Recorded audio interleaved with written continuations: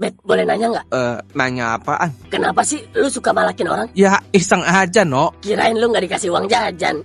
Ya, itu juga salah satu faktornya sih. Hidup gua susah, no. Miskin gua, boro-boro buat jajan. Makan aja susah. Hidup susah tapi motor lu bagus banget itu. Itu hasil ngumpulin, no. Nyelengin gua. Oh, gitu ya. Ya udahlah, nggak usah bahas itu. Males. Assalamualaikum, Dion pulang. Udah pulang Dion. Iya, Nek. Nenek udah minum obat? Udah, tapi terakhir minum jam 4 sore. Itu obat terakhir. Sekarang udah habis obatnya. Udah habis ya, Nek? Iya, Nak. Ya udah, Nek. Nanti Dion beliin lagi obat Nenek ya. Besok biar Nenek bisa cepat sembuh. Iya. Dalam benak Dion, keinginan untuk kembali sekolah itu muncul pelan-pelan. Bukan datang tiba-tiba. Lebih kayak rasa yang naik sedikit demi sedikit. Setiap kali dia melihat anak-anak sekolah yang lalu lalang lewat depan rumahnya. Pagi itu sama seperti pagi-pagi sebelumnya. Jalan kecil di depan rumahnya mulai rame. Anak-anak sekolah mulai lewat dengan seragam rapi, tas di punggung, sebagian sambil bercanda, dan ada beberapa orang lagi yang lewat sambil setengah mengantuk.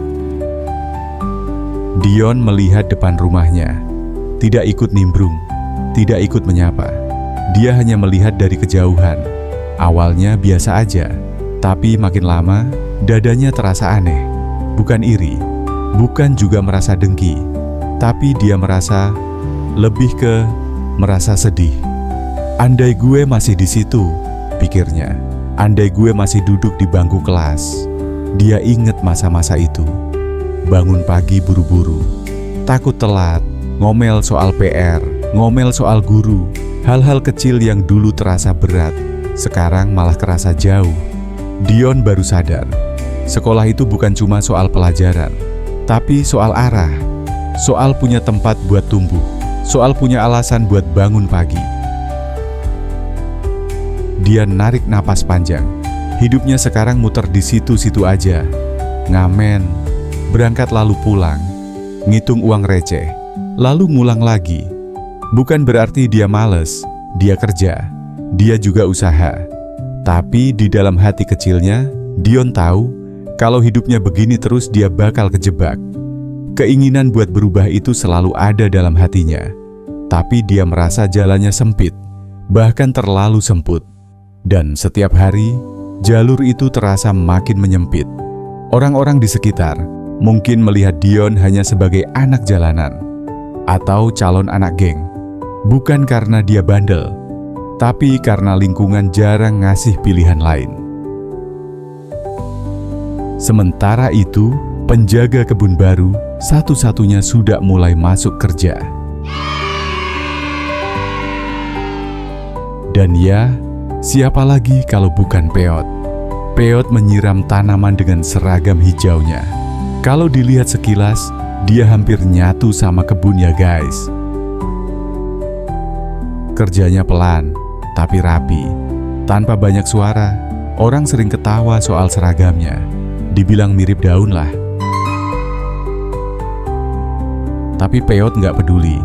Yang penting kerjanya beres. Yang penting hari itu dia dapat upah. Dion sempat ngeliat ke arah itu. Lama, terus nunduk lagi. Sore menjelang. Seperti biasa, Dion pulang. Di rumah suasana sunyi. Ibunya tiduran, napasnya berat, batuknya nggak berhenti-berhenti. Dion duduk, ngeluarin hasil ngamen hari itu. Receh dia tumpuk satu-satu, tangannya berhenti. Dia udah hafal perasaan ini. Kurang, bukan kurang banyak, tapi kurang cukup. Pikirannya langsung ke satu hal, obat. Bukan obat mahal, bukan rumah sakit besar. Cuman obat supaya ibunya bisa tidur lebih tenang malam ini. Dion nengok ke arah kamar. Ibunya kelihatan capek. Dan di situ Dion ngerasa kecil banget. Bukan karena miskin, tapi karena nggak bisa ngelakuin lebih. Sore itu Dion duduk di depan rumah. Nggak ngapa-ngapain, cuman mikir. Kepalanya muter, nyari jalan keluar, apapun. Dan entah kenapa, pikiran itu muncul lagi. Apa gua pergi ke sekolah lagi aja ya? Siapa tahu abang satpam itu masih ada. Siapa tahu dia ngasih duit lagi. Bukan mau minta, bukan mau ngemis, cuman pengen ada orang yang mau denger ceritanya. Karena kadang manusia nggak butuh jawaban besar, cuman butuh didengerin. Kisah Dion ini sebenarnya sederhana, nggak dramatis, nggak juga heroik. Dia nggak nyelamatin siapa-siapa, nggak ngelakuin hal besar. Dia cuma anak yang pengen sekolah lagi, pengen hidupnya nggak muter di tempat. Dan justru di situ pelajarannya.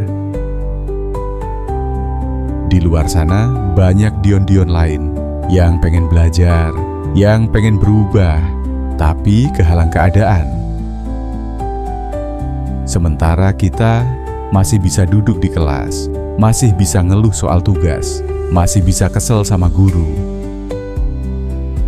So, mungkin kisah ini bukan buat bikin sedih, tapi buat ngingetin bahwa kesempatan itu mahal dan gak semua orang dapat. Kalau hari ini kamu capek belajar, kalau hari ini kamu ngerasa males, ingat satu hal kecil ini. Di luar sana, ada orang yang ingin ada di posisi kamu dan rela ngelakuin apa aja buat bisa balik lagi ke bangku sekolah. Jadi teman-teman, pelan-pelan aja, nggak perlu jadi hebat hari ini. Yang penting, jangan berhenti sekolah dan jadilah lebih baik lagi. Good luck.